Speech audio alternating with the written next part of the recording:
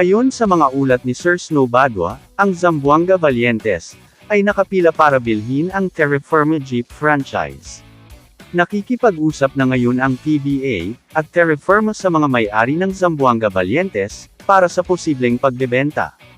Ang Valientes ang nasa likod ng pagkuha ng mga dating NBA superstars bilang import at ngayon ay nais nilang iangat ang kanilang kampanya sa mas mataas na antas.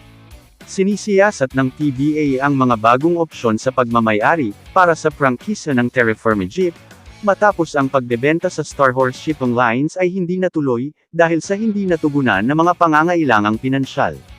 Kinumpirma ni PBA Commissioner Willie Marshall na nakikipag-usap na ang liga sa 3 potensyal na mamimili, kung saan 2 sa kanila ang nagsumite na ng letters of intent sa Commissioner's Office.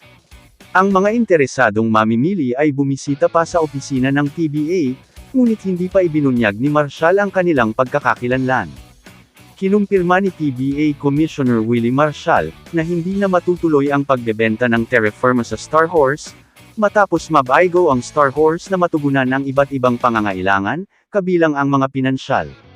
Ngunit sinabi ni Marshall na mayroon ng 2 kumpanya na interesadong bumili ng Terra Firma.